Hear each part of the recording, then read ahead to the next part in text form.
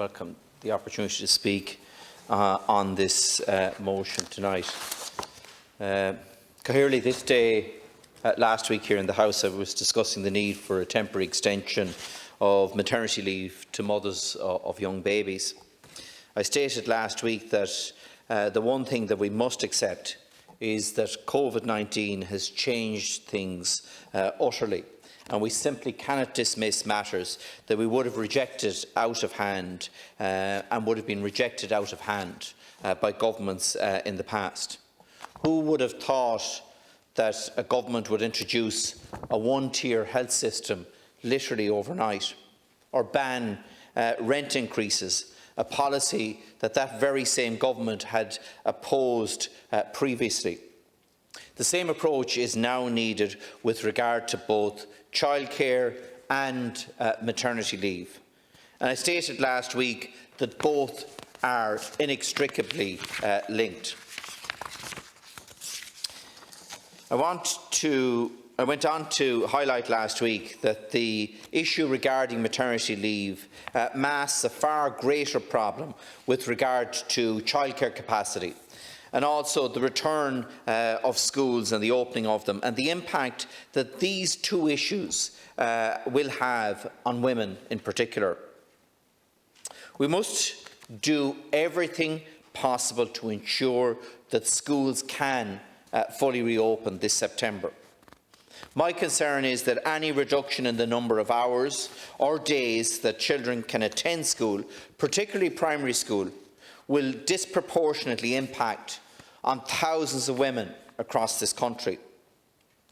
We have already seen the impact on our frontline staff of the lack of childcare, and we're seeing this again as parents are struggling to find care for young children where they cannot work from home, and grandparents are unable to help out, as many would normally have done.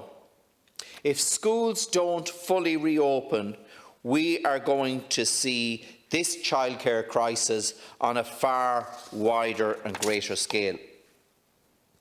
If we're looking at a situation where childcare facilities are not going to open, are going to provide for reduced numbers, or not cater for children under 2, or schools are only going to take a limited number of primary school students, and because of COVID-19, grandparents are no longer available to provide the support that they historically have provided, this will create a perfect storm and leave parents without childcare options.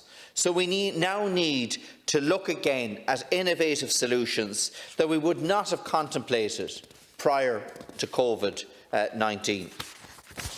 Minister, I listened to your speech earlier, and I welcome your determination to bring about a review, to consult with the various partners and to bring about a very new scheme. And I welcome that initiative, and I know and I wish you and Minister Rabbit the very best in your endeavours. And I know that you're sincere in relation to what you say, and I know Minister Rabbit knows this sector inside out and upside down. But with all due respect, Minister, that is kicking the can down the road. And if we had time, I could understand that. But at the end of this road, we're at a cliff edge.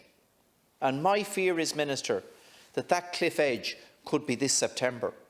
And I don't think we have that luxury of time.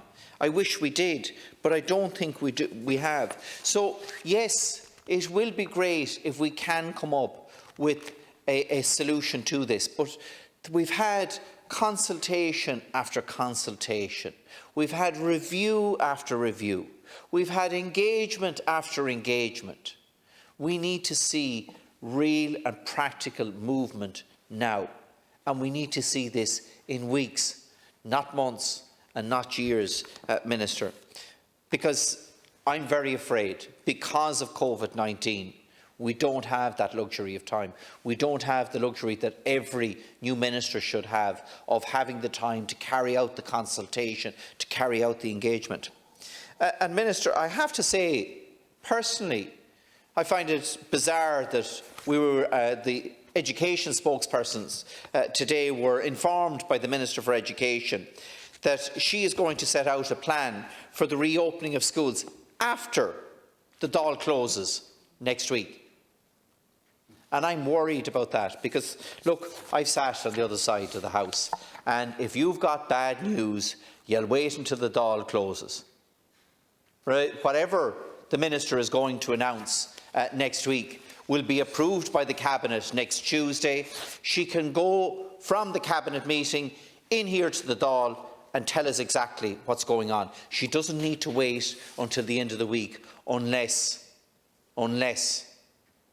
there's something that she doesn't want to have debated, and that really, really concerns me. And Minister, if that is the case, then you're going to have a far bigger problem in a few weeks' time than you currently have today. The programme for government states on page 74 under the mission A New Social Contract, we will progress a living wage over the time of this government. And that is commendable. But let's start with childcare staff and use this sector as the pilot for the rollout of the living wage across society. We cannot accept a situation that was highlighted to me by an individual qualified both as a beautician and as a childcare practitioner, that she would earn more money painting nails than educating preschool children. Let's prioritise the sector. Let's put our children and their early years educators first and use them as the pilot to model the new living wage for all. One that is not funded out of the pockets of parents who are already paying a second mortgage in terms of childcare costs. And that would be an innovative approach to take, rather than doing this incrementally across a whole broad range of sectors. I don't think any sector would disagree that this particular cohort of staff, mainly women, need to be prioritised, because without access to childcare, other women cannot get into the workforce or cannot earn that additional income. At present, the government subsidy under the ECHE scheme pays childcare providers just €4.60 per hour for 3 hours a day to provide a preschool service. Many childcare providers are struggling to deal with the many challenges facing the sector before the onset of COVID-19, and I believe that it will be impossible to reopen this sector and provide the type of capacity needed for working families without a new funding model. We saw what happened last December when providers faced a hike in insurance premiums, and there was, prior to COVID-19, an ongoing problem in recruiting and retaining staff due to the inability of the sector to pay a living wage to staff. Before Christmas, I facilitated a delegation of childcare providers from across the west of Ireland to meet with the then Minister, Minister Zappone, where a number of issues were raised in terms of financial support and the need to ensure that staff are properly paid. Many childcare providers are struggling to recruit staff because of the pay that they can offer, and that's unsurprising when you consider the fact that staff packing baby wipes on supermarket shelves can earn more than the staff member using those very same wipes who is responsible for the care of that baby along with 2 other babies. That's fundamentally wrong.